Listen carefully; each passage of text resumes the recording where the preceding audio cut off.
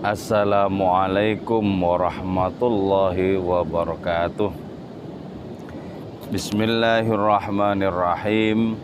Hamdan wa thana'an laka ya Allah, salatan wa salaman laka ya Habiballah, wa ala alika wa ashabika ya khair khalqillah, laka ya Rasulullah wa li jami' man ittaba'adinaka ya Habiballah, haqiqatan min ladun Adam la yaumil qiyamah.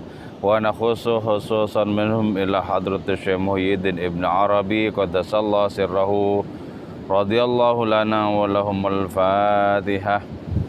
A'udzu billahi minasy syaithanir rajim. Bismillahirrahmanirrahim.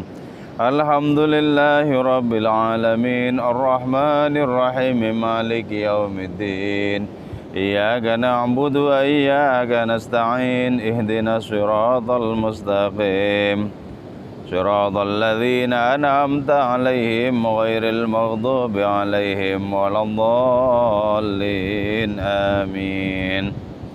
Litaqarrubina ila Allah ta'ala limahabbatina ila Rasulillah sallallahu alaihi wasallam, lisalamatina fid dini wad dunya wal akhirah, liqada'i duyunina, liqada'i hajatina min hawajid dunya wal akhirah, litaysiri arzaqina halalan thayyiban mubarakan katsiran wasa'a, lisihhati ajsadina wa qulubina, lisfi amradina zahiran wa batina, lidaf'il balaya wal mihan wal fitan wal amrad lazqam, limanafi'ina limasalihina li ahli baitina wa auladina wa dhurriyyatina wa jiwarina wa asdiqaina wa jami'il muslimin wal muslimat wal mu'minin wal mu'minat al ahya'i minhum wal amwat, wal izzil islam wal muslimin bijudika ya Allah, bi syafaati nabiyyika ya Allah, bi barakati awliyaika ya Allah, wa bi asraril Fatihah.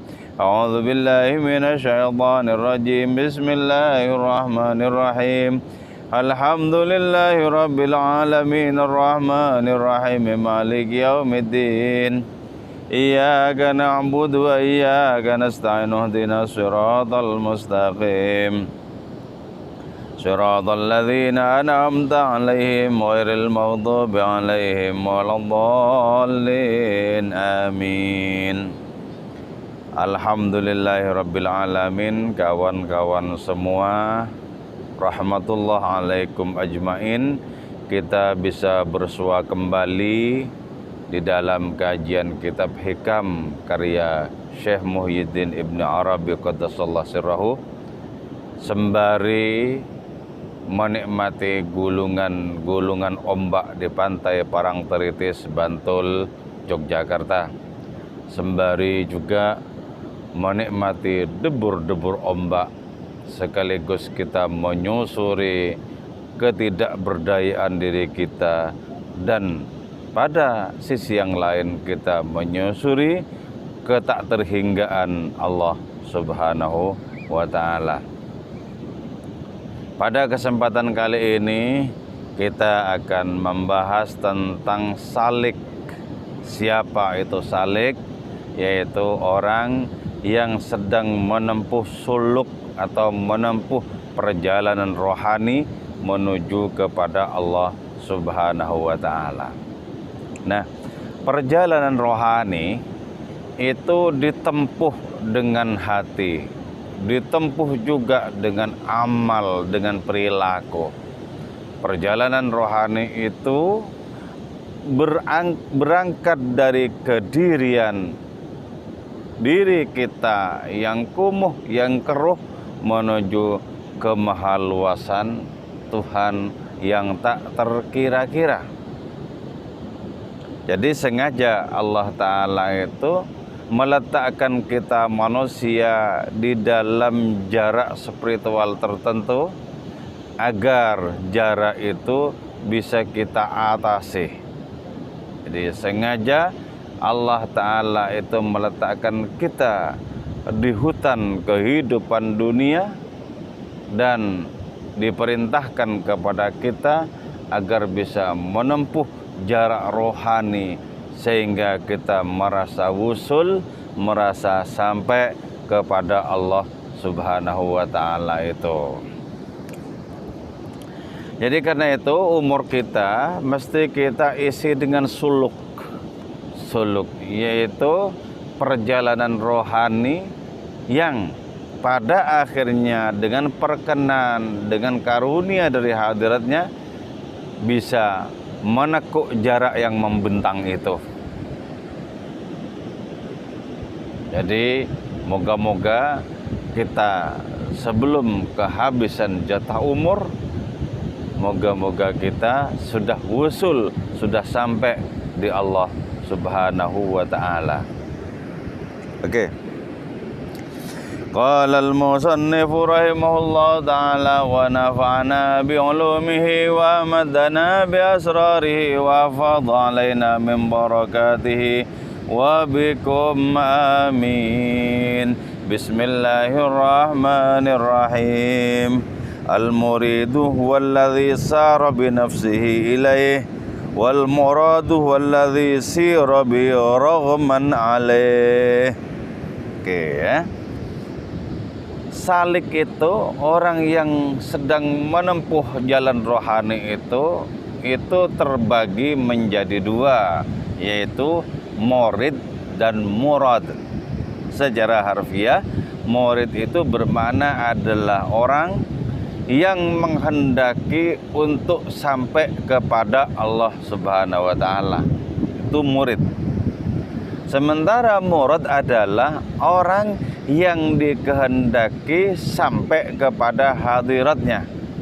Jadi kalau murid itu sebagai subjek bagi dirinya di dalam menempuh perjalanan rohani kepada Allah Ta'ala, tapi kalau murad itu sebagai objek yang digerakkan, yang dijadikan wusul atau sampai kepada Allah Ta'ala oleh hadiratnya itu sendiri.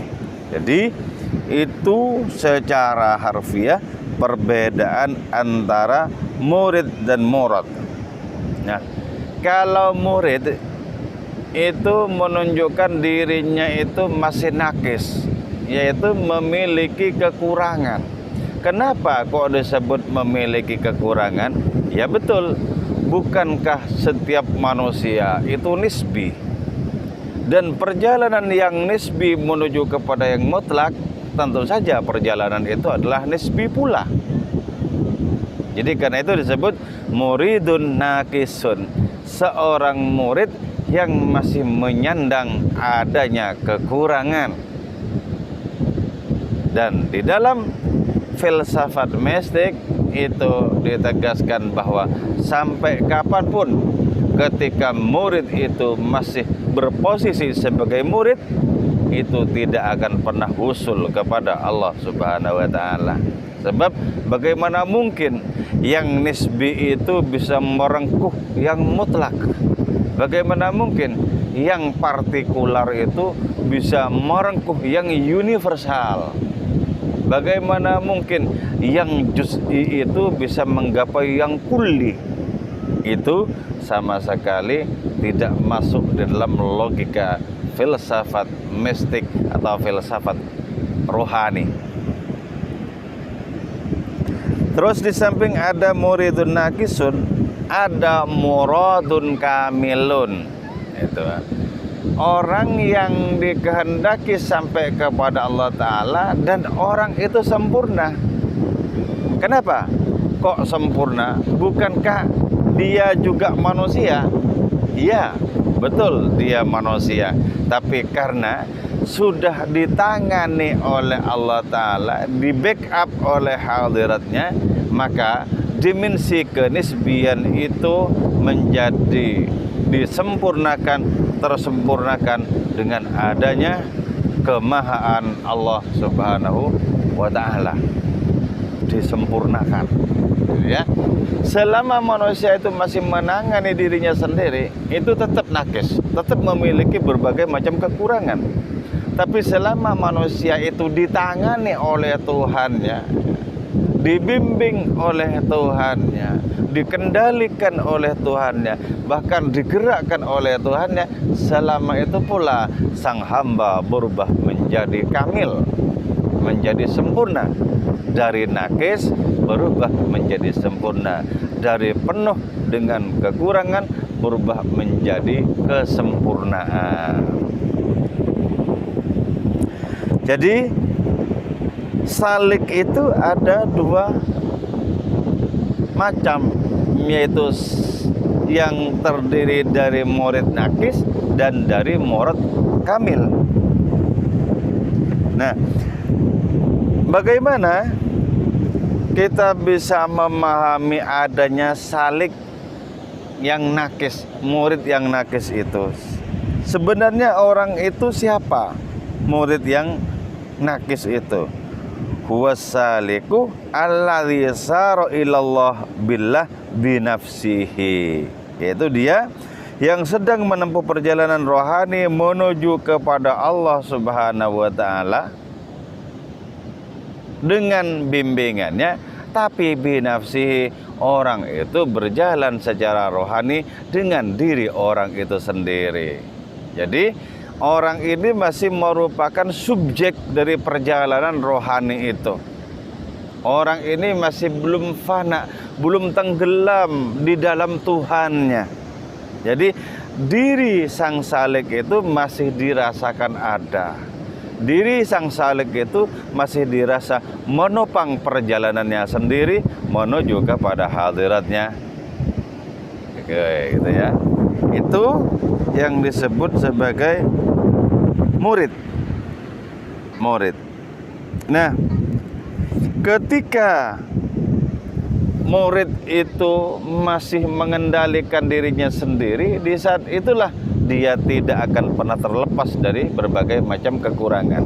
Nah, tapi ya, ketika sang murid itu kemudian diambil alih oleh Allah Subhanahu wa taala dalam menempuh jarak rohani antara dirinya dengan hadiratnya, maka di saat itulah sang murid itu berubah menjadi murad.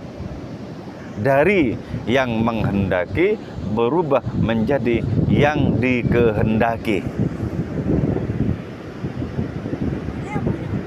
Jadi ketika orang itu sudah berubah menjadi murad, maka jelas fasairuhu billah la binafsih.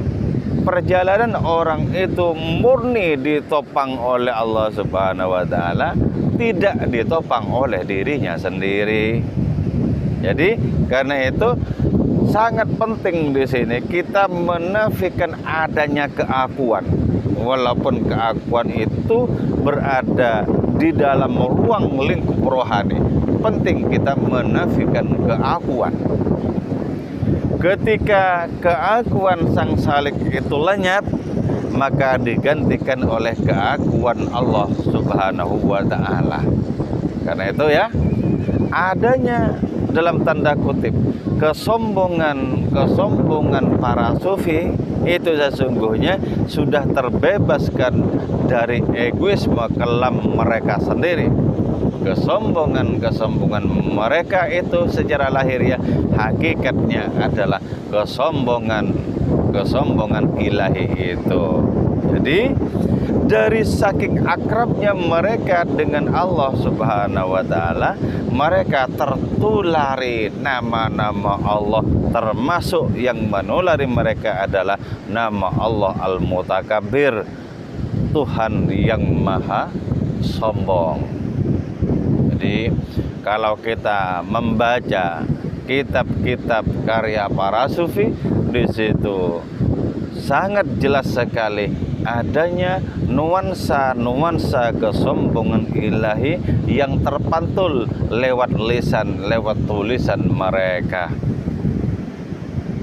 Syekh Fakhruddin Attar dalam kitab Mantiqut Thairnya dengan tandas menyatakan, ketika semesta nanti hancur, ketika langit dan segala yang dikandungnya berantakan, ketika seluruh isi bumi dimuntahkan, saksikan baik-baik, puisiku ini akan tetap abadi. Ya. Jadi kenapa Kok seperti itu? Karena beliau itu sesungguhnya sudah tergantikan kata-katanya, kalimatnya dengan kata-kata, dengan kalimat-kalimat ilahi, tergantikan.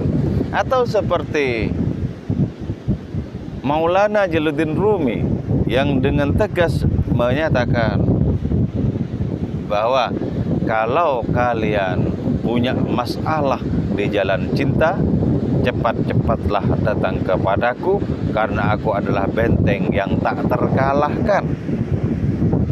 Ya. Ya, itu menunjukkan bahwa para sufi dengan adanya kalimat-kalimat yang sesungguhnya sudah digantikan dengan kalimat-kalimat ilahi itu, sungguhnya di saat itu mereka adalah para murad, orang-orang yang murni perjalanan mereka sudah diambil alih oleh hadiratnya, sudah dihandle oleh hadiratnya. Karena itu kemudian sampailah mereka kepada Allah Subhanahu wa ta'ala. Andaikan selama ratusan, selama ribuan tahun orang-orang berjalan kepada Allah dan mereka tidak dihandle, tidak ditangani, tidak diambil alih oleh Allah Subhanahu wa ta'ala, maka mereka tidak akan pernah sampai kepada hadiratnya, tidak akan pernah sampai. Jadi kalau begitu, sampainya para salik kepada hadiratnya murni secara hakikat itu merupakan sampainya Allah Subhanahu wa ta'ala kepada dirinya sendiri. Sampainya Allah Ta'ala kepada diri sendiri. Jadi karena itu kita mesti menyaksikan bagaimana Allah Ta'ala itu ikut serta di dalam perjalanan rohani orang-orangnya. Bagaimana Allah Subhanahu wa ta'ala kita saksikan ikut serta di dalam sembah sujud hamba-hambanya. Bagaimana kita bisa menyaksikan Allah Ta'ala itu ikut berputar-putar di Ka'bah mengikuti tawaf hamba-hambanya. Jadi andaikan zikir kita, salat kita, ibadah-ibadah kita tidak ditemani oleh hadiratnya sendiri, tentu kita tidak akan pernah merasakan kenikmatan rohani. Tentu juga kita tidak akan pernah wusul, tidak akan pernah sampai kepada hadiratnya itu.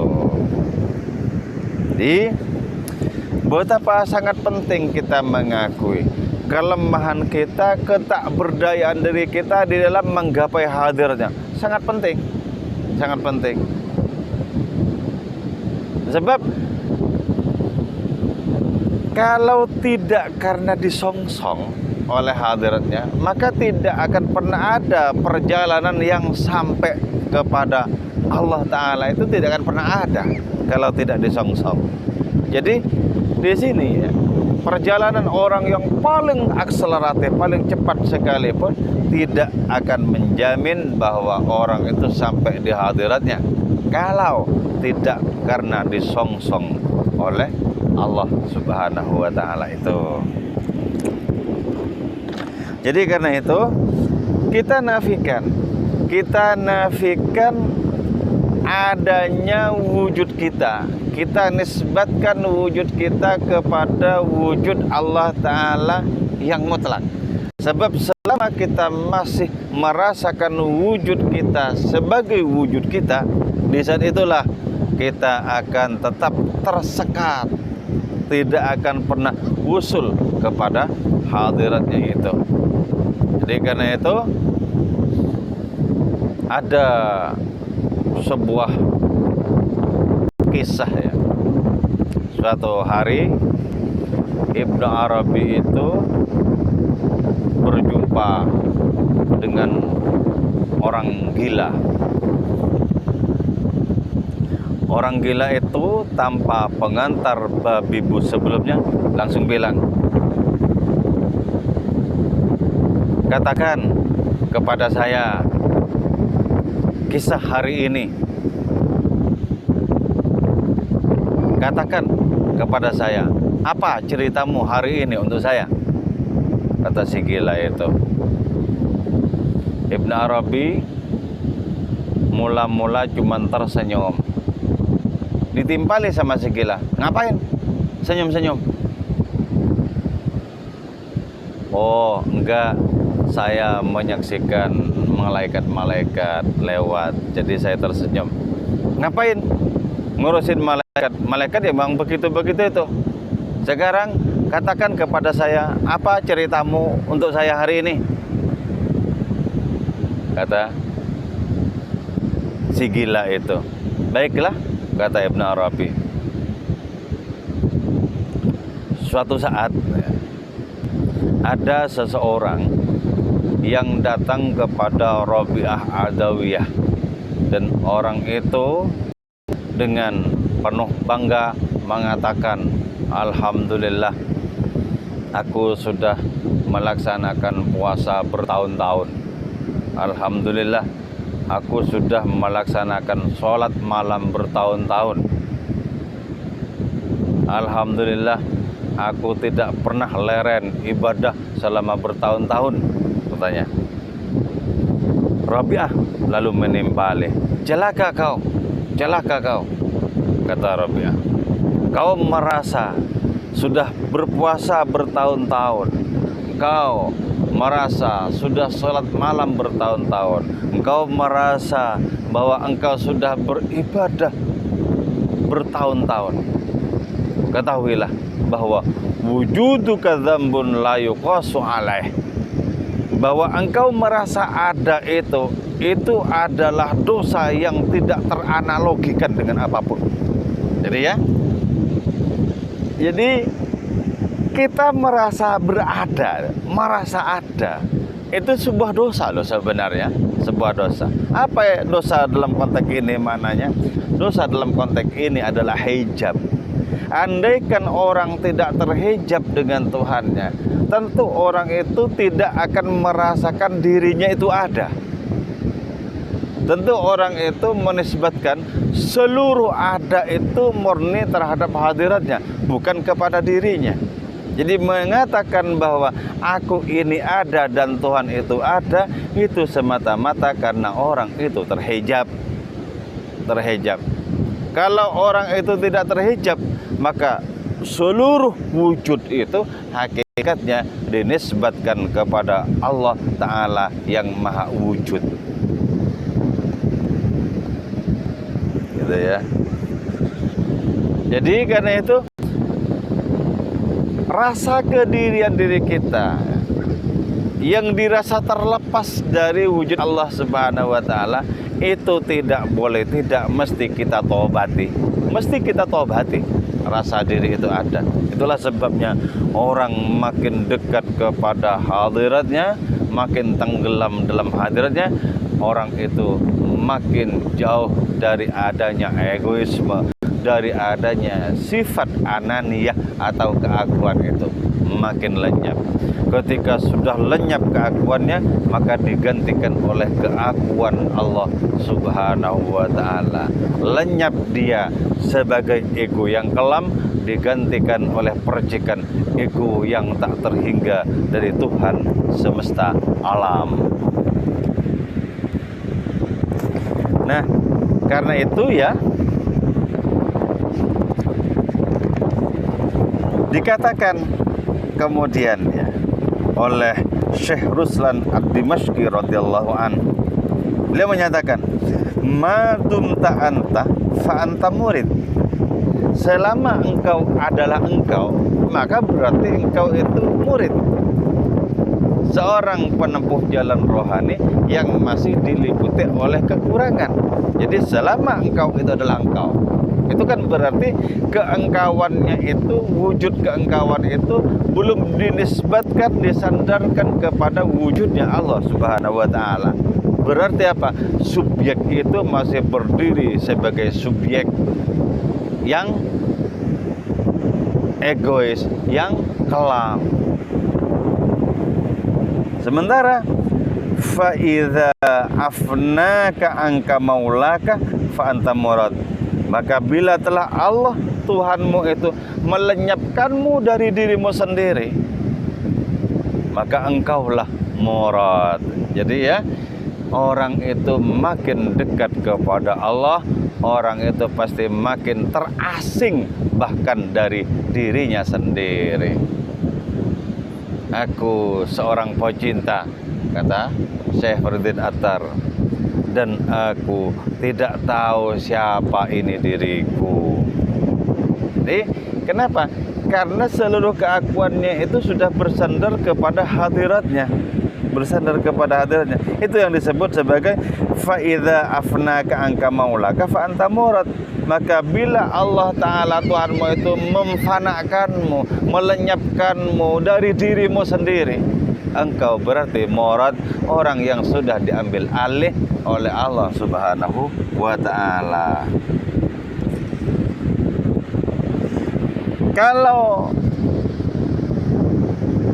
murid nakis itu masih menyatakan ana, aku, sementara murad itu orang yang sudah dibebaskan oleh hadirnya dari dirinya sendiri, selamanya tidak pernah bilang aku, sebagai gumpalan dari egoisme itu. Kalau murad itu menyatakan aku, itu berarti dipakai oleh Allah Ta'ala, karena sang murad sendiri sudah merasa lenyap bagi dirinya sendiri. Jadi selama murid itu masih sebagai dirinya sendiri, maka tidak akan pernah sampai kepada Allah Subhanahu wa Ta'ala. Tapi ketika sampai kepada hadirnya, pastilah itu sudah berubah menjadi murad. Jadi murid tidak akan pernah sampai kepada ilahi kecuali sudah dijadikan sebagai murad oleh ilahi itu sendiri. Oke ya, moga-moga sisa umur kita ini penuh dengan berkah dan kita dimudahkan oleh Allah Subhanahu wa Ta'ala untuk mencapai adanya derajat-derajat yang terpuji, derajat-derajat yang tinggi. Tentu saja tidak mengandalkan amal kita, tidak mengandalkan ilmu kita, tidak mengandalkan ma'rifat kita, tidak mengandalkan zuhud kita dan lain semacamnya. Kita cuma mengandalkan kemurahan Allah Subhanahu wa Ta'ala. Oke, saya kira ini saja. Moga-moga manfaat bagi diri kita, manfaat juga untuk keluarga kita. Moga-moga pandemi ini yang menjerat bangsa kita, Indonesia kita, semoga segera dilenyapkan, disirnakan oleh Allah Subhanahu wa Ta'ala. Moga-moga saudara-saudara kita, kawan-kawan kita yang sakit segera disembuhkan oleh hadiratnya. Moga-moga mereka yang sudah wafat, yang sudah terlebih dahulu meninggalkan diri kita di alam fana ini, moga-moga amal kebaikan mereka dilipat gandakan oleh hadiratnya dan dosa-dosa mereka diampuni. Amin ya mujibus sailin. Wal afa minkum. Wassalamualaikum warahmatullahi wabarakatuh.